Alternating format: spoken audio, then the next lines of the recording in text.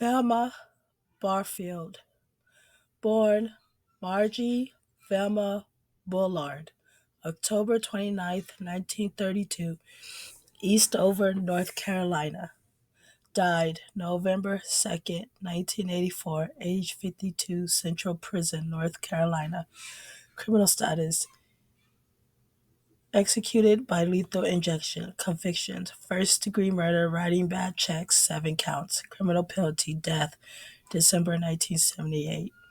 Victims: 7. Span of crimes: April 4th, 1969, February 4th, 1978. Country: United States. State: North Carolina. Date apprehended: May 13th, 1978.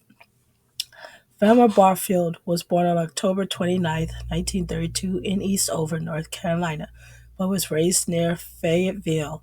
Her father was reportedly physically abusive and her mother did not intervene. Velma escaped her tumultuous household by marrying Thomas Burke in 1949. The couple had 2 children and were reportedly happy until Velma had a hysterectomy that developed back pain. These events led to a behavioral change in Velma and an eventual addiction to prescription drugs. Thomas escalated alcoholism, and Velma resilient complaints turned into bitter arguments.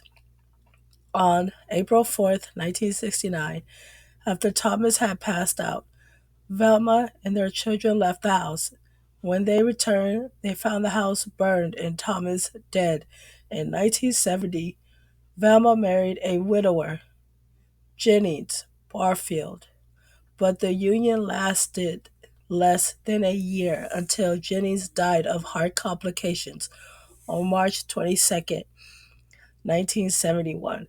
In 1974, Lillian Bullard, Velma's mother, showed symptoms of intense diarrhea, vomiting, and nausea, only to fully recover a few days later. Later that year, during a Christmas visit, Lillian fell ill again, the same symptoms, but died after being hospitalized on December 30th.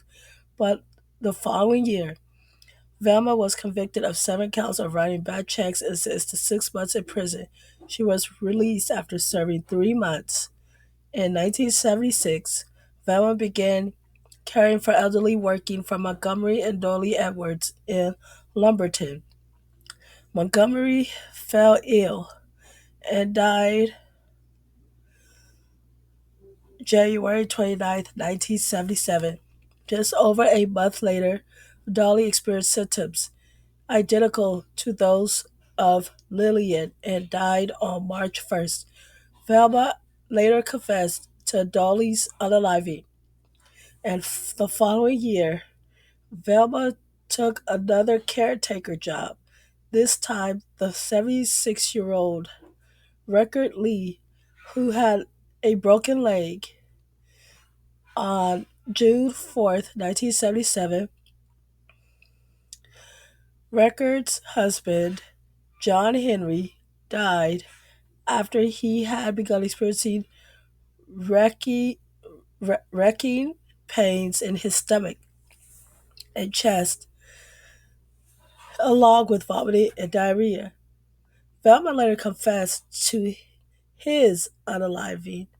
Another victim was Roland Stewart Taylor, Velma's boyfriend and a relative of Dolly Edwards. Fearing he had discovered that she had been forging checks on his account, Velma mixed an arsenic based rat poison in his beer and tea. Dang.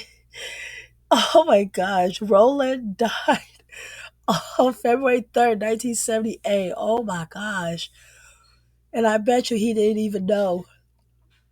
While Velma was trying to nurse him back to health, an autopsy found arsenic in Roland's system.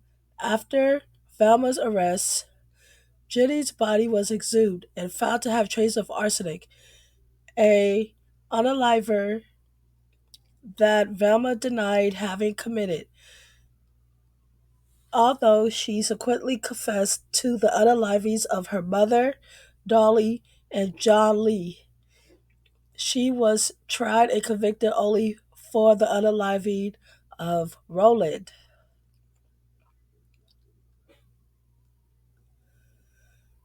Wow. Velma was imprisoned at the Central Prison in Raleigh, North Carolina, an area for escape prone and mentally ill prisoners, as there was no designed area for women under death sentences. At the time of her incarceration, she was the state's only female death row inmate. A death row unit for female inmates in North Carolina was quickly established at the North Carolina Correctional Institute for Women. During her stay on death row, Velma became a devout Christian. Her last few years were spent ministering to prisoners, for which she received praise from evangelist Billy Graham. Velma's involvement in Christianity ministry was extensive, even though that an effort was made to obtain a communication to life imprisonment. A second basis for this appeal was the testimony of Dorothy Alterno Lewis. Okay, she does psychiatric medicine. Okay. So this psychiatric testified that Velma had told her other personality, Billy, who told that Velma had been a victim of sexual abuse and that he, Billy, had unalived her abusers. The judge was unconvinced. One of them did it. Lewis quoted him as saying, "I didn't care which one." After Velma's appeal was denied in federal court, she instructed her attorneys to abandon a further appeal to the United States Supreme Court. Having accepted her upcoming execution, she wanted to die with dignity. Velma was executed on November 2nd, 1984, at Central Prison. She released a statement before the execution. "I know that everybody was gone through a lot of pain, all the families connected, and I am sorry. And I want to thank everybody who have been supporting me all these 6 years." Velma chose, okay, she was buried in a small rural North Carolina cemetery near her first husband, Thomas Burke. Velma had requested that her organs be used for transplant purposes, but this was not possible since her heart could not be restarted. Oh. However, her corneas and some of her skin tissue were donated. Man, girl, that lady.